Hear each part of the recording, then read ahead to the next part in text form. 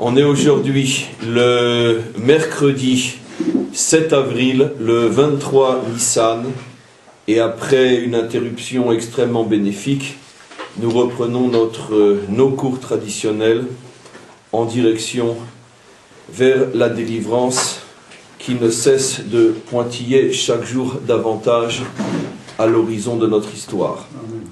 En tous les cas, on est aujourd'hui arrivé Parshat Shemini. C'est une paracha extrêmement profonde, extrêmement mystérieuse, comme toutes les parachiotes, la plus mystérieuse de toutes.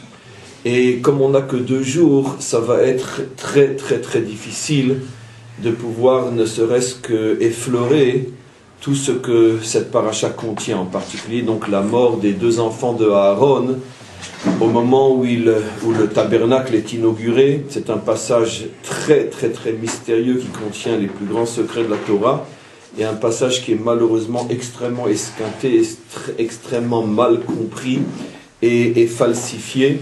Et c'est pour ça qu'on va essayer à notre niveau de déchiffrer un petit peu. En tous les cas, on va commencer tout de suite, on va rentrer dans le vif du sujet avec le premier verset, donc Parshat Shemini. Vaïhi bayom hashmini. Et ce fut le 8e jour.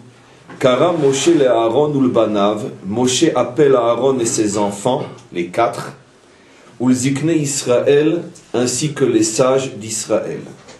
Vayomer el Aaron, et à ce moment-là, il prévient Aaron. Qu'est-ce qu'il lui dira? Je vais sauter tous les passages de ce qui lui est dit. Il lui est dit donc d'apporter les offrandes qui vont permettre à la Shrina, à la présence divine, de se dévoiler dans le tabernacle. Alors avant de rentrer dans la profondeur de ces 2 cours aujourd'hui et demain, on va d'abord resituer un petit peu le contexte. On est le 8e jour, c'est-à-dire le 8e jour, c'est en vérité le premier jour du mois de Nissan, de la 2e année après la sortie d'Égypte. Nous sommes sortis le 15 Nissan, il y a quelques jours. Nous sortons à peine de Pessah. Nous sommes sortis le 15 Nissan, la première année, puisque c'est la première année, c'est-à-dire la naissance d'Israël. Et la 2e année, lorsque revient le mois de Nissan, le premier jour du mois de Nissan, le tabernacle est inauguré. Il a commencé à être construit au lendemain de Yom Kippour, c'est-à-dire au mois de Tishré. Et donc, plus ou moins en 6 mois, le tabernacle a été construit. Il est inauguré Rosh Chodesh Nissan. Il va falloir bien sûr comprendre pourquoi ici, le jour de l'inauguration est appelé Yom HaShmini, alors que partout dans la Torah, surtout lorsque l'on parle du premier jour d'un mois, on le dit clairement. Beyom HaRishon, Bechodesh HaRishon ou Bechodesh HaSheni, le premier ou le 2e mois. À combien plus forte raison lorsqu'il s'agit du Chodesh Nissan, qui est le mois par excellence, le premier mois cité dans la Torah, puisque c'est le mois de notre naissance. À plus forte raison, un jour aussi important que l'inauguration du temple, on se serait attendu à ce que ce jour soit nommé par son nom, premier jour du mois de Nissan de la 2e année. On aurait pu dire Beyom Harishon shel Chodesh Harishon Beshana Hashenia, comme c'est dit d'ailleurs à d'autres occasions au sujet d'autres événements. Donc pourquoi ici est-il dit le 8e jour? Alors d'abord, comme j'ai expliqué, pour resituer dans le contexte, parce que les 7 jours avant, qui sont donc les 7 derniers jours du mois de Hadar, du 23 Hadar jusqu'à fin Hadar, il y a 30 jours dans un mois, donc les 7 derniers jours du mois de Hadar, il y a eu ce qu'on appelle les Milouim, c'est-à-dire donc la préparation à l'inauguration. Tous les jours, le tabernacle était monté, on apportait un certain nombre d'offrandes, et au soir, le tabernacle était démonté, et tous les jours il était remonté, redémonté pendant 7 jours.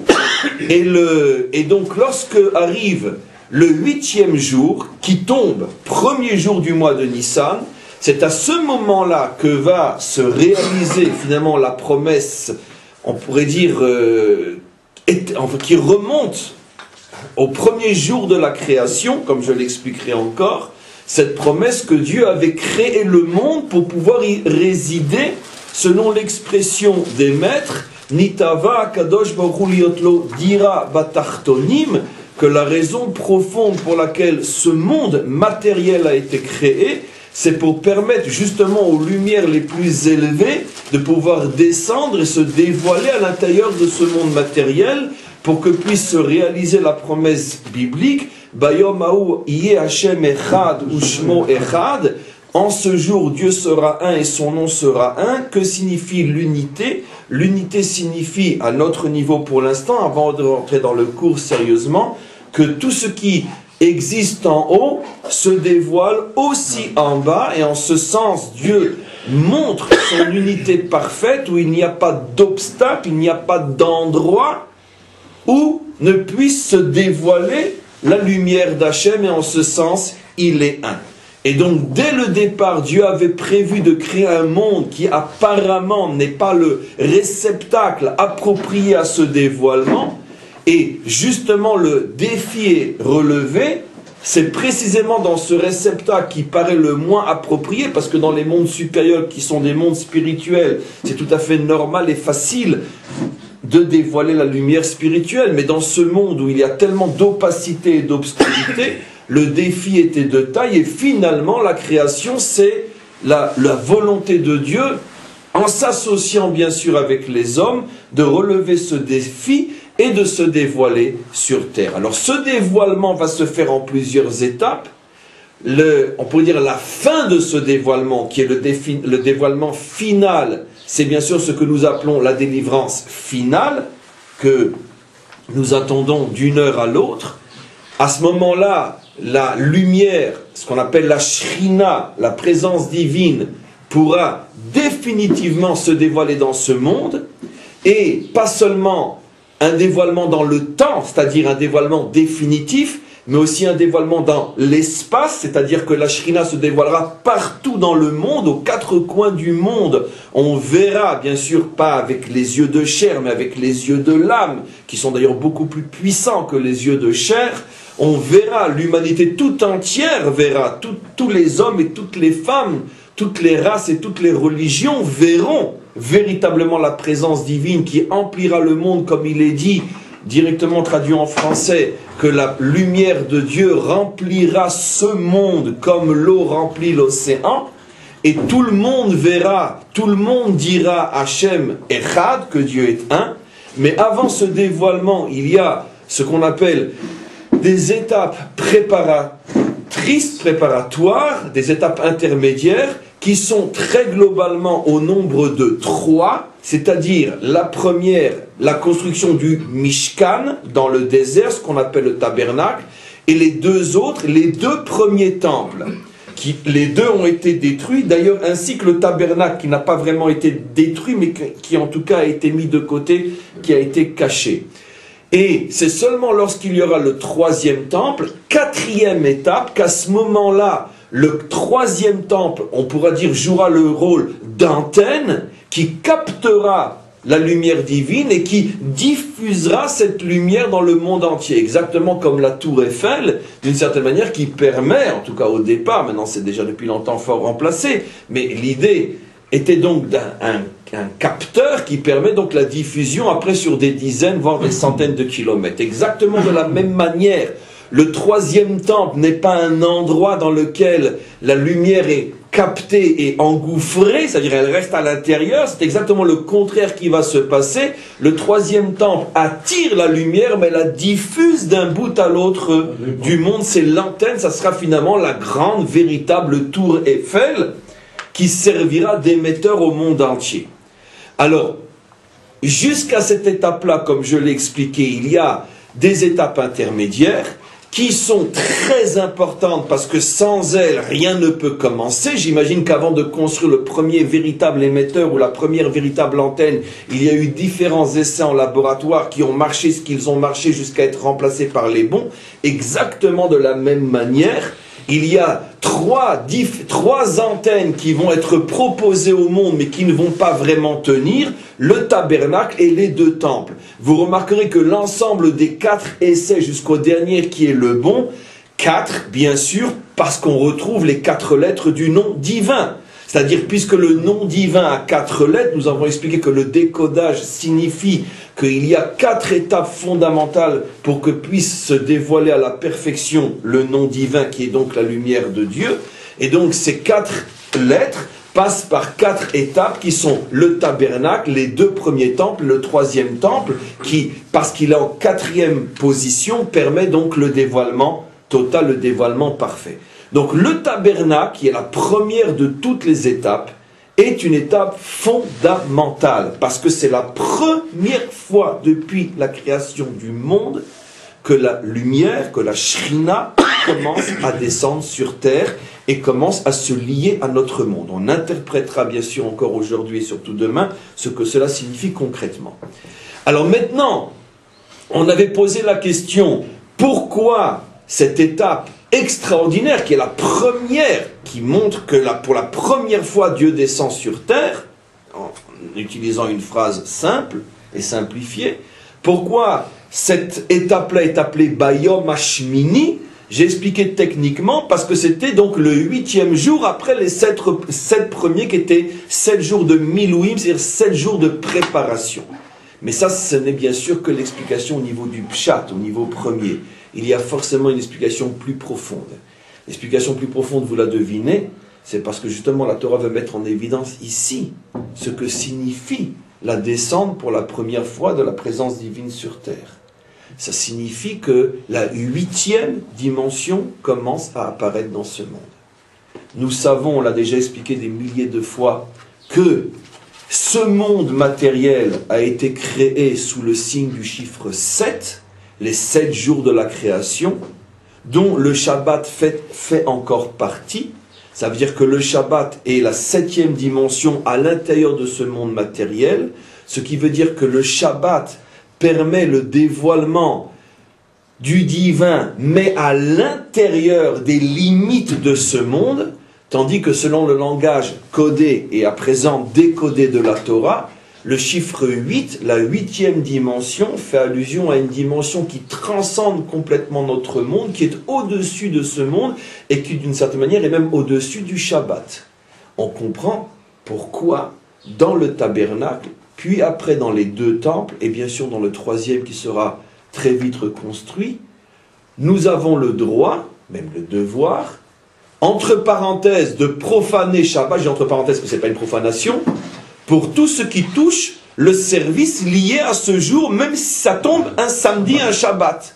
Ça veut dire que les offrandes et tout ce qu'on doit faire dans le temple n'est pas repoussé sous prétexte que Shabbat est rentré.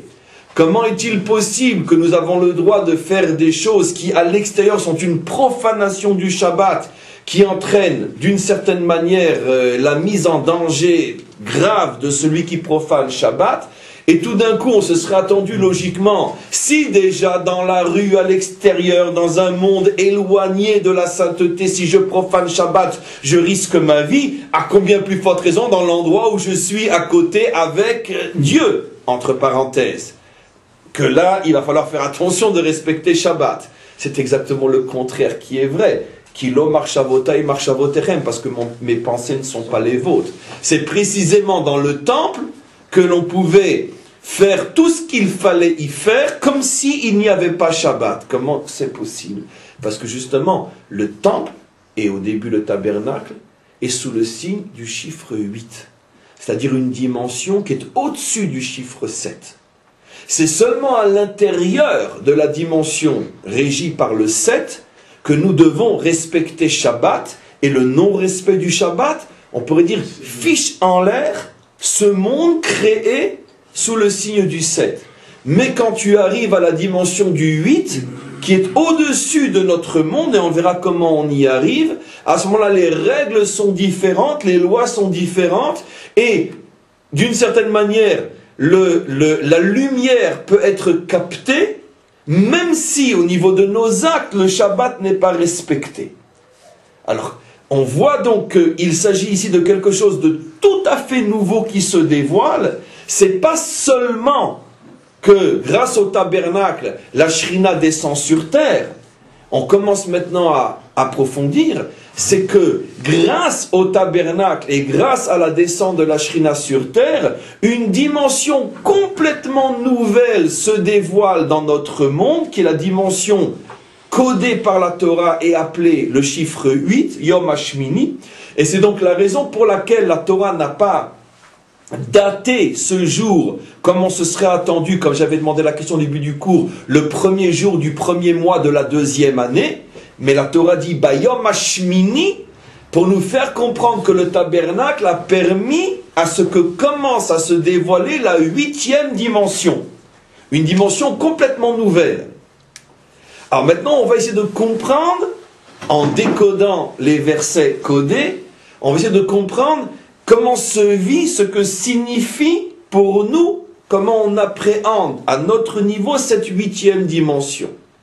Alors, regardez, on continue un petit peu dans le texte. On a le verset 6, au tout début de notre paracha.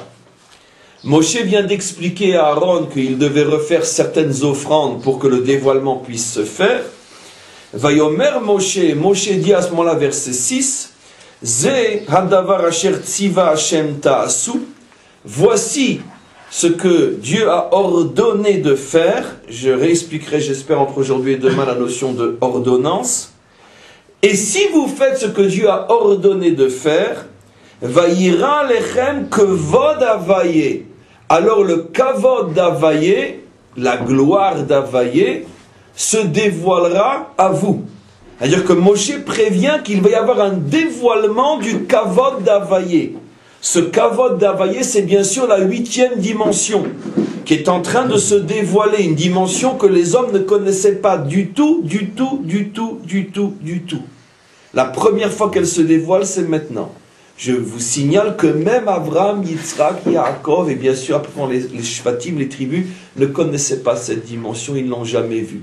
C'est d'ailleurs ce à quoi fera allusion Dieu à Moshe lorsqu'il lui dira « Ushmi avaye lo nodati lahem » mon nom avaye, ils ne l'ont pas connu. C'est-à-dire je ne me suis pas dévoilé à eux selon l'explication de Rashi, selon mon nom avaye. Ils l'entendaient, mais ils ne le voyaient pas.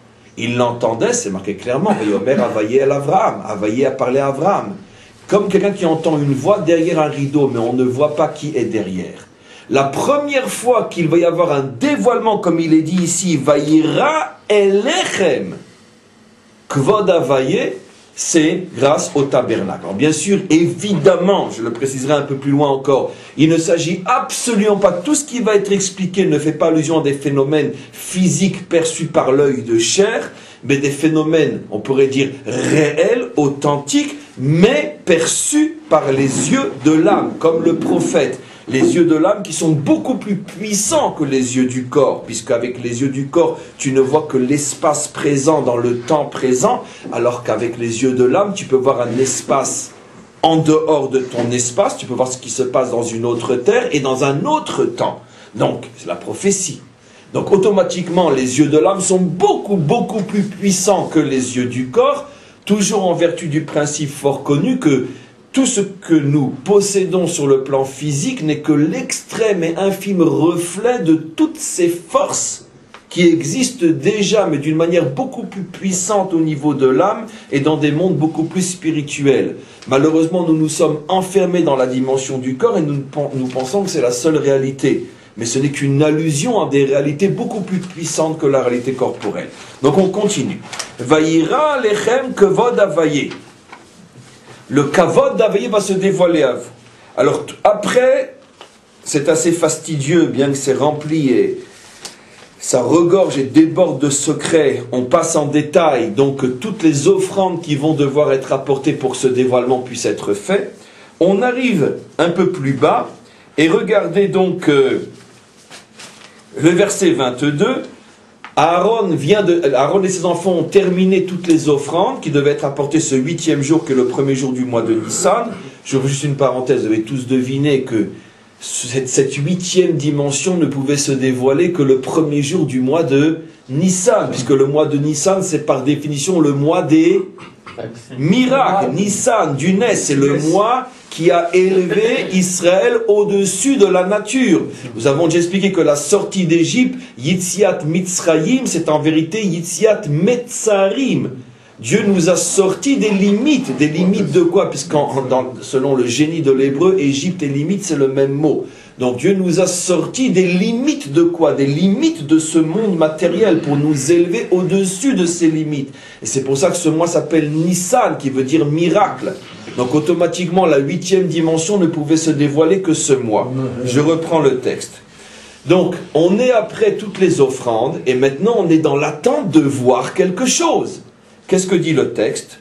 Vaïssa Aaron et Yadav ela'am. Aaron étendit ses mains vers le peuple, la bénédiction des Kohanim. Vaïbarechem, et il les a bénis. Vaïred me'asot achatat ve'olav ashlamim, et ceci c'était après avoir apporté toutes les offrandes. Donc Aaron bénit. Pourquoi? Parce qu'on sait très bien que le monde a été créé selon le principe que le réveil d'en bas réveille le haut. Donc on veut faire descendre cette lumière pour qu'elle puisse apparaître dans notre monde. Qu'est-ce que fait Aaron? Il va faire une action en bas qui est du même type que ce qu'il veut provoquer pour pouvoir attirer cette lumière. C'est-à-dire que lui-même bénit Israël, ça veut dire il fait passer un flux sur le Ham Israël, en espérant que ce flux-là va pouvoir, on pourrait attirer un flux beaucoup plus grand qui est le flux de la Shrina elle-même. Et regardez ce qui va se passer. Le verset 23, Vayavo Moshe ve'Aaron elo el Moed, et à ce moment-là, Moshe et Aaron reviennent vers la tente elle-même. C'est-à-dire donc ils étaient dans la cour du tabernacle, puisque c'est là qu'on fait les offrandes, et maintenant ils reviennent vers la tente, vers la maison elle-même, dans laquelle se trouvent donc les différents ustensiles. Ils sont re-rentrés là-dedans. On ne nous dit pas qu'est-ce qu'ils ont été faire, mais on devine, Rachid donne une allusion à ça, qu'ils ont été peut-être encore se remplir de nouvelles forces, de nouvelles lumières, en attendant le dévoilement. Vayetsu, ils sont ressortis. Donc vous imaginez, il y a une tension énorme. On est à quelques secondes du premier dévoilement dans l'histoire de la présence divine sur terre. C'est-à-dire qu'en vérité, on devrait, à la lecture de ces versets, on devrait ressentir une tension énorme, parce qu'on est dans un moment historique unique, qui est, d'une certaine manière, peut-être pas aussi puissant que l'a été le don de la Torah, mais au niveau de son sens, à mon avis, qui est en vérité pas le mien, est beaucoup plus puissant au niveau de sa signification. Parce que la Torah elle-même n'a été donnée que comme moyen d'arriver à ce dévoilement qui est la présence divine sur terre. Donc en vérité, c'est ici, c'est maintenant que véritablement commence à se réaliser l'essentiel. Alors regardez ce qui se passe. Vayetsu, ils ressortent.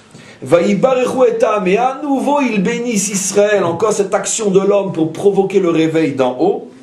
Et voilà que se réalise la promesse. Vayira kevod avaye el kol aham. Et là je précise. Le kavod d'avaye s'est dévoilé à tout le peuple.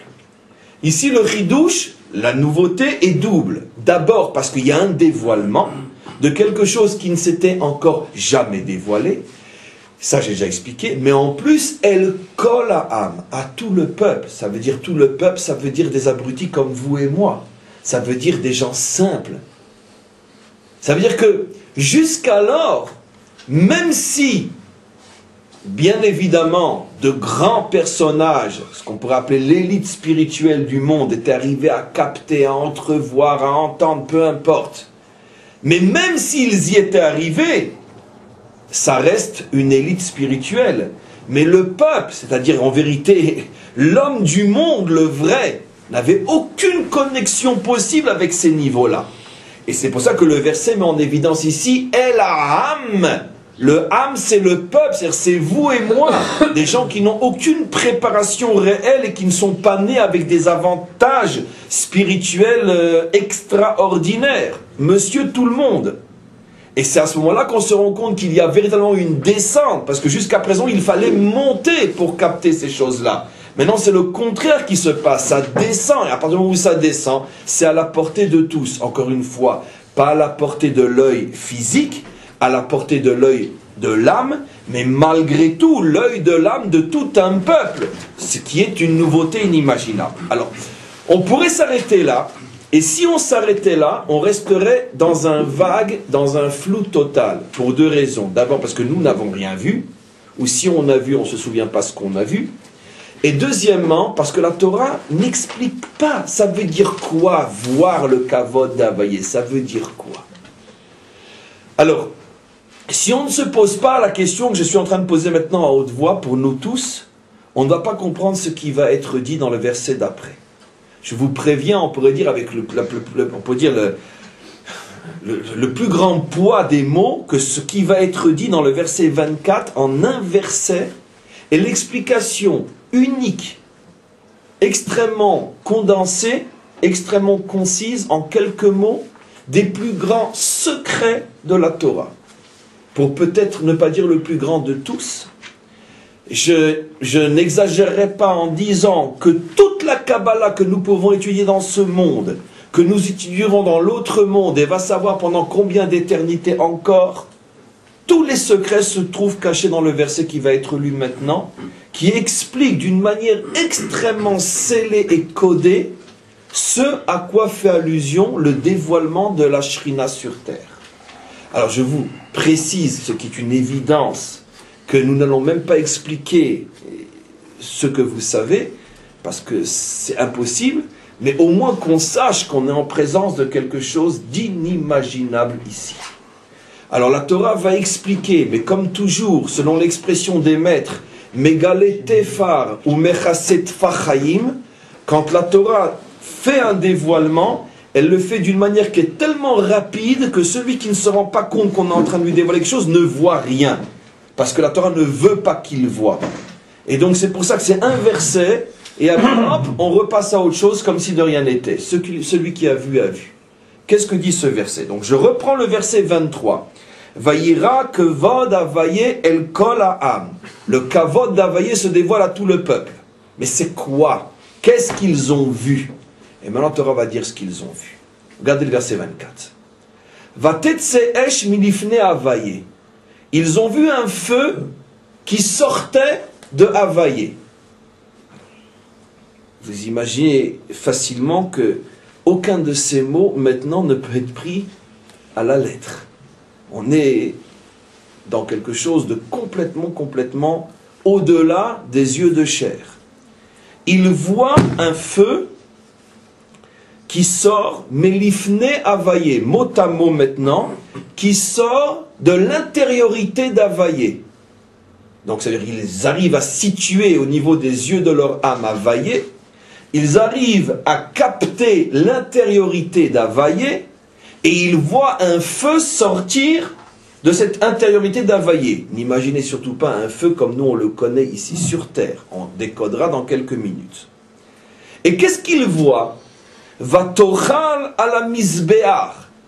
Il voit ce feu descendre sur le misbéar, sur l'autel sur lequel se trouvaient les offrandes qui avaient été apportées, puisque les offrandes doivent être consommées.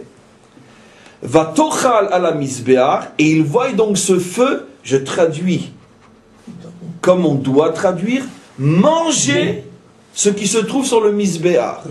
Quantité de traductions ont malheureusement, parce qu'elles ne comprenaient pas, les traducteurs ne comprenaient pas, donc ils ont essayé de ramener les choses à leur niveau d'ignorant, et ils ont traduit par dévorer, un feu qui dévore, dans le sens qui consume. Certaines traductions, j'ai vérifié, traduisent par consumer. Toutes ont en commun le drame de la falsification, ils passent complètement à côté du texte. Le texte ne dit ni consumer, ni dévorer, un feu dévorant, comme c'est traduit souvent, vous verrez, on va en reparler aujourd'hui et demain, la Shrina est appelée Esh Ochla, que pratiquement tous les traducteurs traduisent par un feu dévorant. C'est une trahison, comme toutes les traductions. Non, il est marqué un feu mangeant. C'est bon, c'est sûr que la traduction, la vraie, elle dérange. Qu'est-ce que ça veut dire un feu qui mange? On est là pour expliquer. Mais en tous les cas, c'est ce que dit le texte ici. Ils ont vu que ce feu mangeait. Les echol, c'est la traduction pshat, littérale, mangeait ce qui se trouvait sur le misbéar. C'est-à-dire, qu'est-ce qui se trouvait sur le misbéar?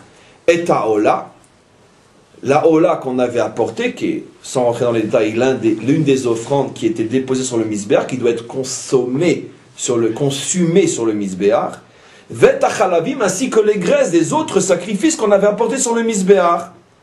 Et voilà que le texte nous dit, Vayar kol ha'am, et tout le peuple voit ça. Avec les yeux de l'âme, tout le peuple voit ce feu qui sort de l'intériorité du divin et qui mange les offrandes qui sont sur l'autel.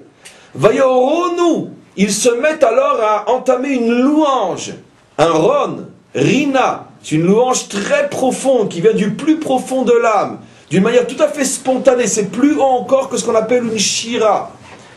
Une rina, c'est quelque chose qui vient de très profondément à l'intérieur de l'homme. Vayoronu, ils se mettent donc à entonner un chant spirituel très puissant. Vous verrez que ici, alors que pratiquement tous les chants sont toujours dirigés par le dirigeant, comme on l'a vu précisément dans la traversée de la mer, c'est Az Yashir Moshe ou Bnei Israël, ou bien à la fin de la Shira, Batikar Myriam et Tatov, c'est Myriam qui prend les tambourins, qui entraîne avec elle les femmes d'Israël, c'est toujours le dirigeant qui entonne le chant. Ici c'est d'une manière spontanée. Pourquoi? Parce que le peuple est arrivé à ce moment-là à un niveau où il n'y a plus de différence entre le dirigeant et lui. Tout le monde symbiose, tout le monde s'unit dans une perception qui élève l'ensemble du peuple à un niveau extrêmement haut, où tout le monde entonne ce chant. Vayiplou al pnehem, et après avoir entonné ce chant, Vayiplou al pnehem, ils sont tombés sur leur visage. Je traduis mot à mot. Vous savez que l'expression Vayiplou al pnehem se retrouve des dizaines de fois dans la Torah. Ils sont tombés sur leur visage. Généralement, à l'exception d'ici, quand je dis généralement à l'exception, parce qu'il y a peut-être encore une fois ou deux, je n'ai pas à ce point tous les versets dans la tête pour être sûr de ne pas me tromper, mais en tout cas, généralement, cette expression est dite lorsqu'il y a une révolte contre Moshe, par exemple la révolte de Korah, ou lorsqu'il y a un décret contre le peuple juif, et qu'avant le dénouement, avant de savoir ce qu'on fait, il est toujours dit, Vayiplou al pnehem, ils sont tombés sur leur visage. Je vais expliquer tout de suite.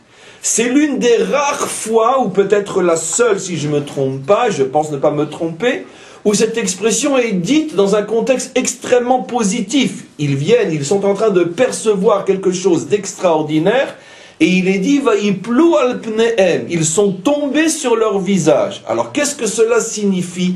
Pourquoi dans la majorité des cas c'est dit dans un contexte négatif, et pourquoi ici dans un contexte positif? Et surtout, que signifie l'expression tomber sur son visage? Généralement, si tu tombes, c'est que tu viens de plus haut que l'endroit sur lequel tu es tombé. J'ai traduit mot à mot. Vayiplou al pnehem. Ils sont tombés sur leur visage. Ça veut dire quoi? Ça veut nous faire comprendre qu'ils se situaient à un niveau qui est au-dessus du visage. Et après, ils sont tombés sur leur visage. Ce qui veut dire que c'est comme pour nous montrer que ce qu'ils étaient en train de percevoir, c'est voilé. Et ils sont revenus à un niveau normal. Ils se trouvaient à un niveau très haut, qui était au-dessus du visage, et c'est comme si on les avait lâchés, c'est comme si d'une autre manière Dieu les avait hissés à un niveau extrêmement haut pour leur permettre de voir quelque chose de fantastique, ce fameux feu qui se met à manger ce qui est sur l'autel. Et lorsqu'ils ont vu ça, c'est-à-dire qu'ils ont compris en un verset, ce qui signifie donc des milliards de pages d'explications, un verset, lorsqu'ils ont compris ce qui se cachait derrière ce qu'ils ont vu, à ce moment-là, Hachem leur a dit, mes enfants, maintenant c'est fini, allez, on revient dans ce monde, c'est fini. C'est supérieur à Yamsouf aussi. C'est extrêmement haut ce qui s'est passé, extrêmement haut. Alors maintenant, que signifie bien sûr, j'ai déjà expliqué, panim. Panim fait bien sûr allusion au sens de l'homme, y compris son intelligence, qui est le plus haut des sens du visage. Ils sont arrivés dans cette perception à être au-dessus du panim, c'est-à-dire qu'ils ont capté quelque chose qui est même au-dessus de l'intelligence classique, même si leur intelligence est loin d'être classique, car n'oublions pas qu'ils sont déjà, eux, après la sortie d'Égypte, après le don de la Torah, donc ils sont déjà largement au-dessus d'une intelligence standard, mais même eux doivent s'élever complètement au-dessus de leur propre visage pour pouvoir capter et comprendre ce que signifie le dévoilement de la Shrina, et après, ils redescendent à ce niveau-là, c'est-à-dire qu'ils, d'une certaine manière, ils vont réintégrer ce monde. dit d'une autre manière pour respecter le début du cours, Dieu les a élevés au niveau de la dimension du chiffre 8, et lorsqu'ils ont compris que cette dimension appartenait maintenant à notre monde, ou avait commencé à appartenir à notre monde et qu'il fallait maintenant véritablement l'installer, et ça va prendre jusqu'à la délivrance finale, à ce moment-là, Dieu les a remis dans ce monde, ils sont revenus ou redescendus, ou selon l'expression du texte, ils sont retombés au niveau du chiffre 7. Ce n'est pas qu'ils ont perdu le chiffre 8, mais ce qu'ils ont perdu, c'est cette perception incroyable.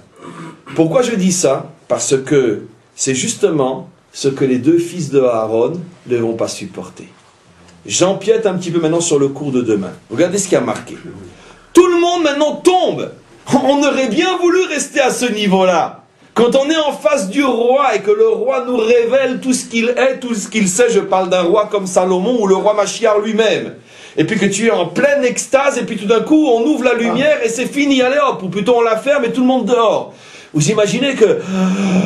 Qu'est-ce qui s'est passé à ce moment-là? C'est pour ça que le verset qui maintenant va introduire ce qui s'est passé au niveau des enfants de Aaron veut nous faire comprendre que l'homme Israël se trouvait à un niveau incroyablement haut et sans préparation, tout d'un coup, paf, on les fait retomber par terre. Il y en a deux qui supportent, qui disent mais non, mais nous on veut rester là. Mais nous on veut rester là-haut, on ne veut pas redescendre. Regardez ce qui se passe. Vaïkrou, premier verset du chapitre 10. Vaïkrou bnei Aaron Nadav et Avihu. Les deux enfants de Aaron qui sont Nadav et Avihu, ils ont pris Ishmartato, chacun un ustensile. Vaïtnu baem esh. Ils ont mis dedans un feu. Tiens, on est dans le feu d'en haut, le feu d'en bas. Vayasimu alea ktoret. Ils ont mis dessus l'encens, la fameuse offrande qui est, comme on l'a déjà expliqué, à un niveau très haut elle aussi. C'est la plus haute des offrandes qu'on peut faire dans le temple quand on connaît le secret de cette offrande, au point que la loi dit qu'un Kohen ne pouvait faire cette offrande qu'une seule fois dans sa vie. C'est-à-dire qu'il fallait toute une vie pour se préparer à la faire une fois dans sa vie. Tellement cette offrande est haute. Et donc eux, ils ont voulu bien sûr rester à ce niveau-là, automatiquement, puisque l'homme doit accompagner ces élévations d'actes concrets. Ils vont donc faire un acte qui signifie qu'ils veulent se hisser à un niveau extrêmement haut. Ils prennent la ktoret, ils ont voulu se rapprocher à nouveau, puisque tout le monde venait de tomber. Ils ont dit non, nous on refuse de rester en bas, on veut rester en haut. Ils ont recommencé à avancer vers Avaye. Bien sûr, il s'agit d'une avancée dans les mondes spirituels, bien sûr. Et regardez ce qu'il dit. Vayakrivu lifne Avaye, Esh Zara. Un feu étranger. Je ne peux pas tout expliquer aujourd'hui. Aujourd'hui, le cours va être un petit peu plus long que d'habitude parce qu'on n'a que 2 cours sur la semaine. Mais malgré tout, je ne pourrais pas tout expliquer aujourd'hui. J'introduis ce qui va être traité entre aujourd'hui et demain. Donc, ils apportent, ou plutôt ils approchent d'Avaye Esh Zara, un feu étranger, ça veut dire un feu qui n'aurait pas dû être apporté. En quoi il est Zara, ce feu? Asher Lotziva Otam, parce qu'on ne les avait pas ordonnés, on ne leur avait pas ordonné de l'apporter. Ça va être le sujet d'une grande partie du cours de demain, cette expression Asher Lotziva Otam. Il est Zara parce qu'ils n'ont pas été ordonnés de le faire. Ce n'est pas qu'ils ont apporté une offrande inconnue au temple. C'est pas qu'ils ont apporté des coquelicots ou des roses. Ou qu'ils ont apporté, je sais pas moi, de l'encens indien. C'est pas ça. Le Esh lui-même, c'est-à-dire la Ktoret, est exactement la Ktoret qu'on doit apporter. Mais pourquoi elle a été refusée? Parce qu'ils l'ont apportée à un moment où elle n'était pas demandée par le maître du monde. Et le fait qu'elle n'est pas demandée, ou plutôt obligée, selon la traduction réelle, Tziva, puisqu'elle n'est pas obligée, et donc d'une certaine manière, ils l'ont apportée spontanément, d'eux-mêmes, selon leur propre décision. Cette offrande qui en soi est une offrande extraordinaire, la plus précieuse et la plus chère de toutes aux yeux du maître du monde, cette offrande se transforme en Esh Zara, en une offrande étrangère que Dieu repousse, qu'il ne veut pas parce qu'il n'a pas ordonné de l'appeler. Donc il va falloir comprendre par la suite en quoi le fait que l'offrande est spontanée Apparemment, quand c'est spontané, c'est bien, puisqu'on n'a pas besoin d'attendre d'être obligé de le faire, on le fait de soi-même. En plus, comme je l'ai démontré, c'est véritablement de la ktoret, c'est-à-dire cette offrande que de toute manière on apporte au moins 2 fois par jour au tabernacle. Alors pourquoi maintenant elle est refusée, on verra. Et regardez maintenant ce qui est dit. Vatetse esh milifne avaye, est sorti un feu de l'intérieur du divin, vatochalotam, et ce feu les a mangés, ni dévorés et ni consumés, selon les mauvaises traductions. Ce feu les a mangés, vayamutu lifne avaye, et ils sont morts devant Avaye. On s'arrête là pour aujourd'hui. Dites-moi, ce verset, ou plutôt le début de ce verset, Vatetse esh, non, on n'a pas fini, encore un verset à voir. Vatetse esh milifne avaye, est sorti un feu de l'intériorité du divin et les a mangés. Ça vous fait penser à quelle autre expression, cette expression-là? Mais celle qu'on vient de lire juste avant, c'est les mêmes mots. Ça veut dire que ici la Torah nous montre qu'il aurait arrivé exactement la même chose que ce qui représente, quand on arrivera à le décoder, le dévoilement de la Shrina sur terre, puisque le dévoilement de la Shrina sur terre, selon le code de la Torah, s'appelle un feu qui sort de l'intériorité du divin et qui mange quelque chose. Et donc, apparemment, il leur arrive quelque chose d'extraordinaire. Ils ont la chance, le mérite de vivre exactement un dévoilement de Shrina, sauf que cette fois-ci, c'est sur leur propre personne et pas sur ceux qui étaient sur l'autel. Mais c'est exactement ce qu'ils voulaient. J'expliquerai plus profondément. C'est exactement ce qu'ils voulaient. Quand ils ont vu que tout le monde retombait sur en français on dit on retombe sur son derrière, c'est intéressant. Eux ils sont retombés sur leur face, parce que ceux qui retombent sur leur derrière, c'est que ceux qui vivent toute la vie au niveau de leur derrière. Mais eux ils vivaient au niveau de leur mohar, et donc quand ils retombent au niveau de leur mohar. Mais ils n'ont même pas voulu rester à ce niveau-là, qui est un niveau extraordinaire, vivre avec son cerveau. C'était déjà trop bas pour eux. Ils ont voulu remonter à ce niveau. Hachem leur a dit, vous voulez rester à ce niveau-là? Pas de problème. Mais cette fois-ci, le feu qui sort de mon intériorité ne va pas manger ce qui se trouve sur l'autel, mais va vous manger vous-même. Ce n'est donc pas du tout une punition, je vais vous le prouver dans quelques secondes, ce n'est donc pas du tout une faute, dans le sens courant du terme, c'est tout simplement la rançon, le salaire, la résultante de ce qu'ils ont voulu. Vous voulez vivre en permanence à ce niveau-là d'un feu qui mange, et bien vous allez y vivre.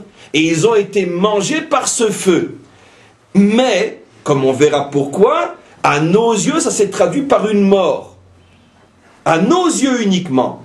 Alors c'est ambigu. Est-ce qu'ils ont bien fait? Ils ont mal fait. Est-ce qu'ils étaient grands ou ils étaient des fauteurs? Tout de suite, Moshe intervient pour qu'il n'y ait pas de malentendu. Regardez le verset. Vayomer Moshe à Aaron. Tout de suite, Moshe dit à Aaron, Hu asher diber Hashem les morts. Dieu m'avait prévenu que quelque chose de ce type allait se passer. Il l'avait prévenu dans quel paracha? Paracha Tetzavé. On a déjà vu ce verset ensemble. Quand Dieu avait dit Bekrovai Hakadesh, grâce à ceux qui sont les plus proches de moi, je serai sanctifié. Valpne Kolaamik Ekabed, et je montrerai à tout le peuple ce qu'est véritablement ma gloire. Et quand Aaron a entendu qui étaient ses enfants, Vaïdom Aaron, Adam a gardé le silence. Il a accepté le décret. Rashi explique ce verset mystérieux en disant la chose suivante. Moshe dit à Aaron, maintenant je décrypte d'après Rashi et nos maîtres. Moshe dit à Aaron, sache que Dieu m'avait prévenu que le jour de l'inauguration du peuple allait d'une certaine manière rester là-haut. Que Dieu se sanctifierait grâce à ceux qui sont proches de lui.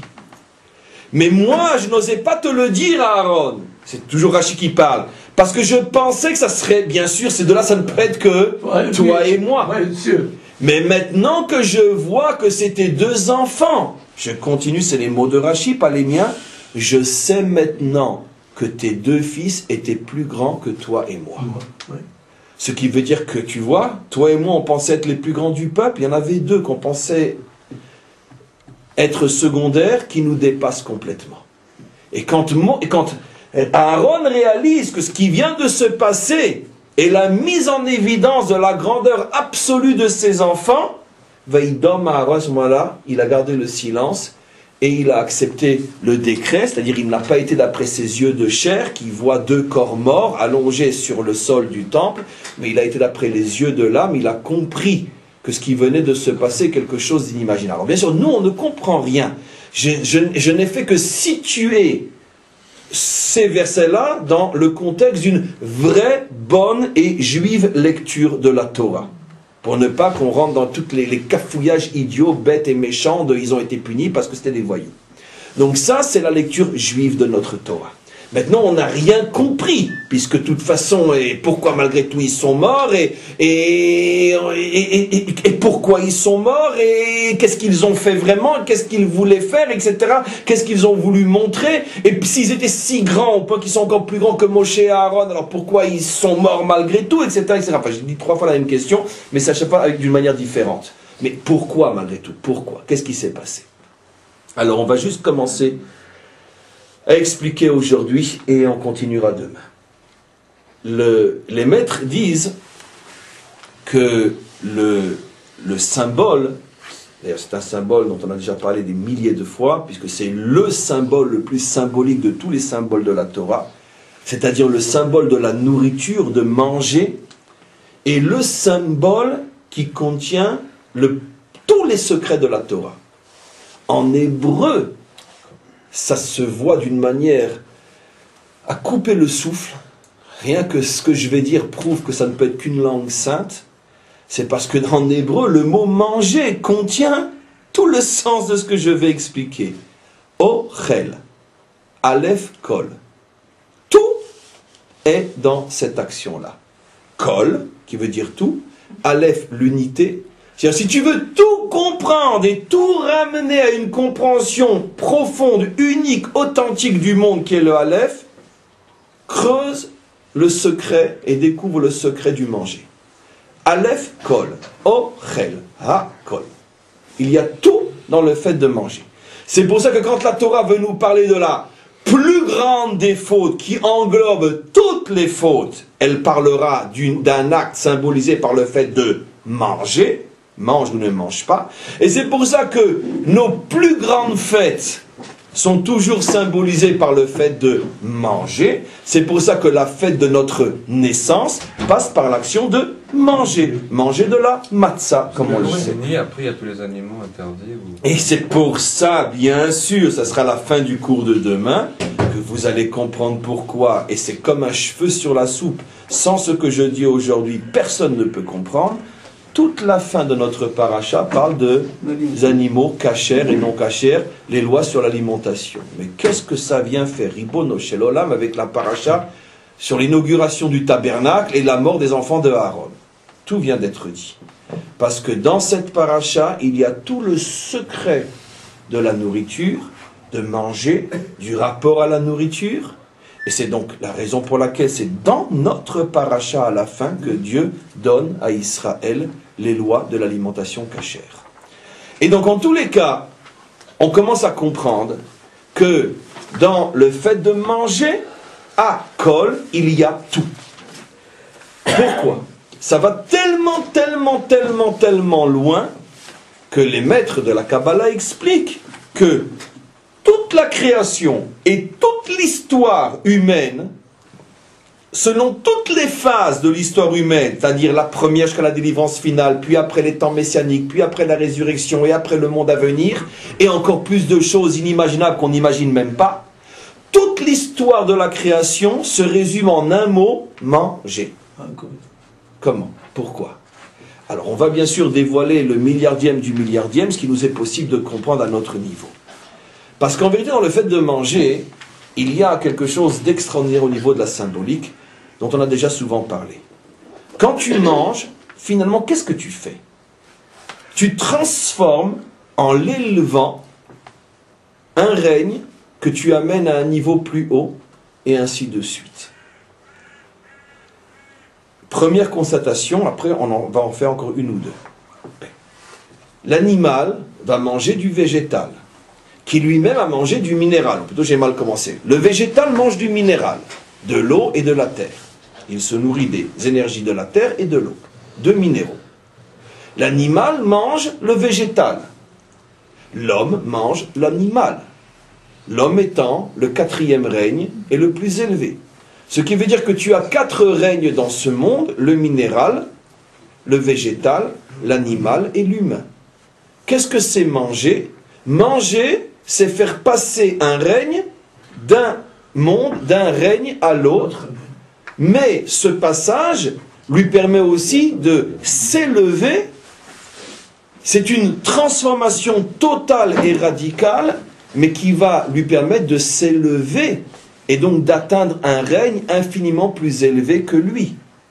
Donnons un exemple simple, un exemple très simple, d'accord? Bien sûr, tout ce que je dis peut être aussi dans le mal, parce que le monde a été créé selon le projet de la dualité, mais je parle selon ce qu'était le projet divin.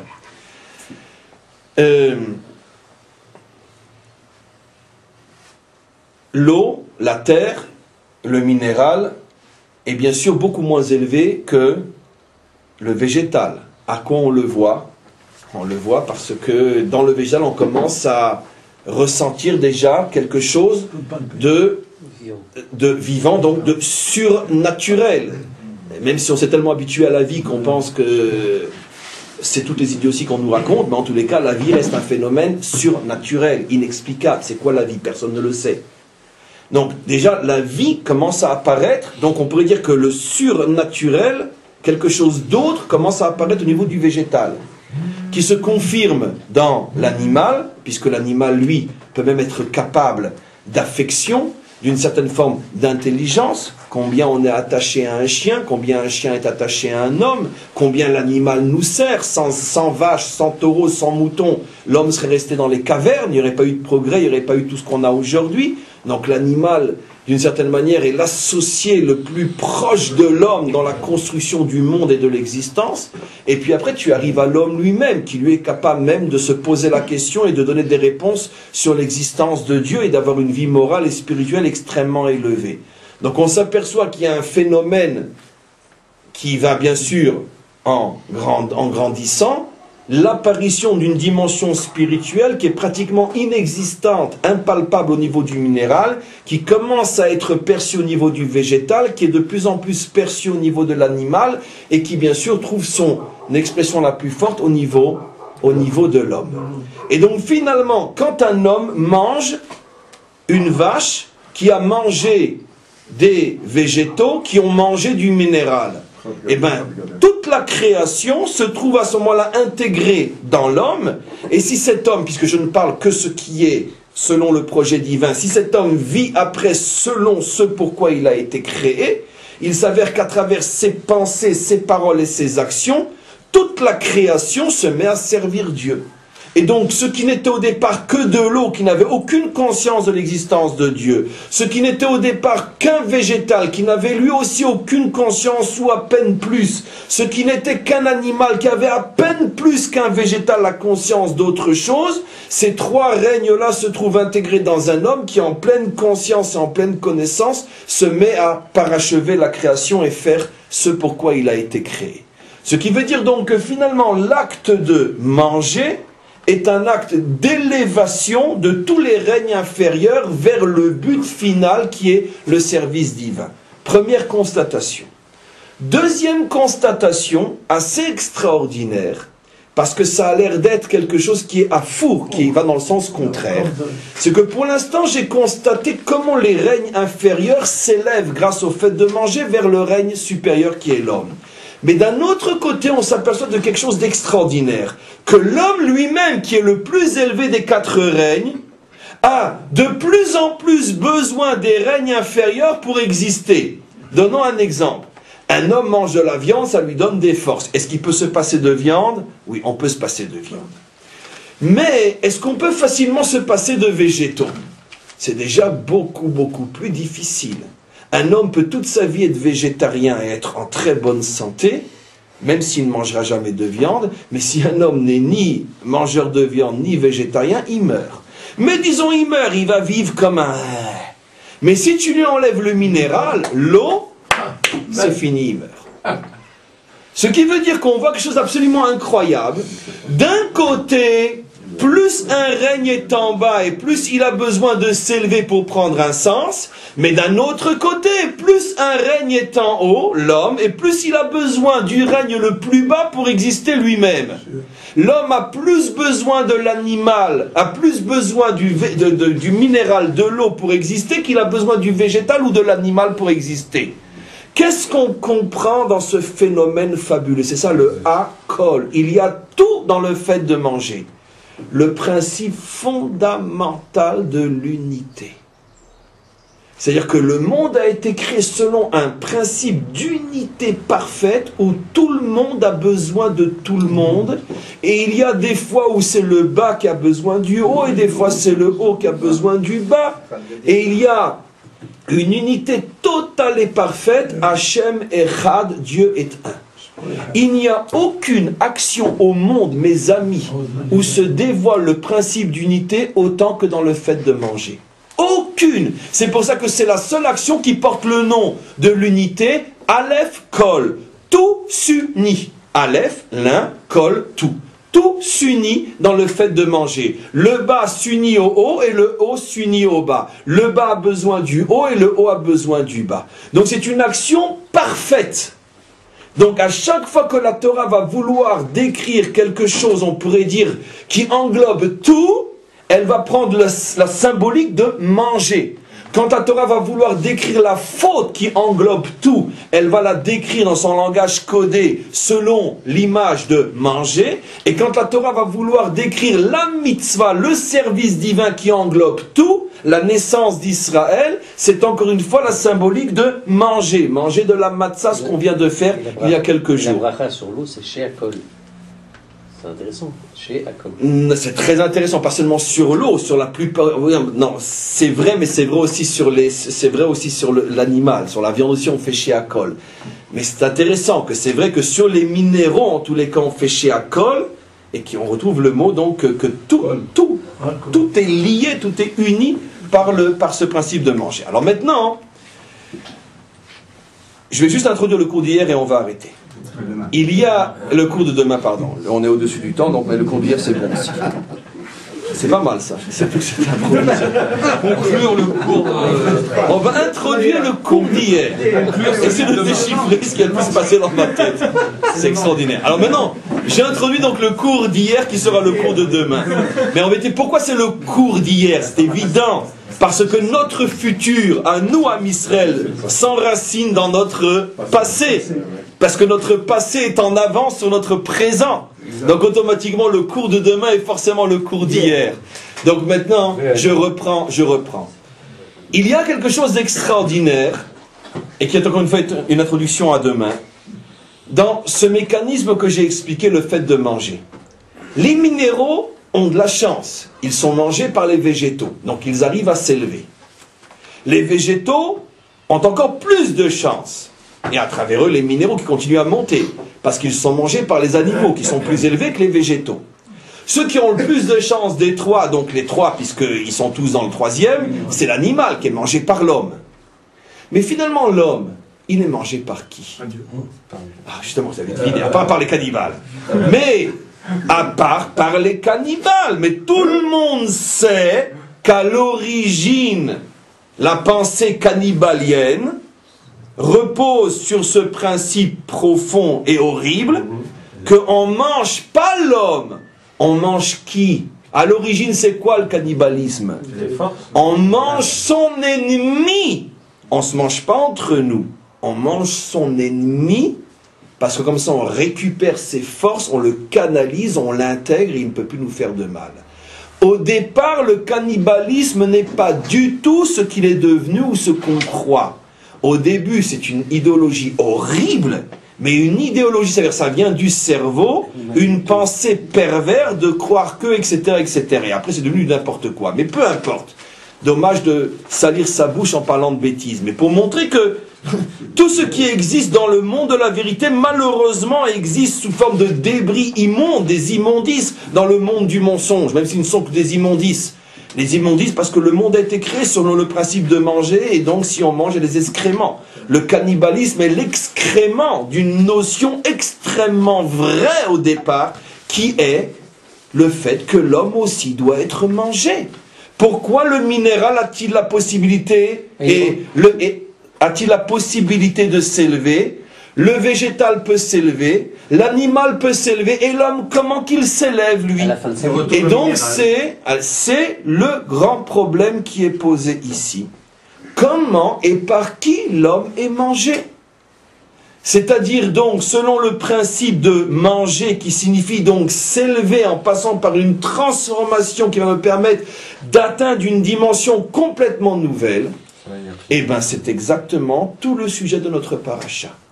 Comment passe-t-on de la dimension du 7 à la dimension du 8?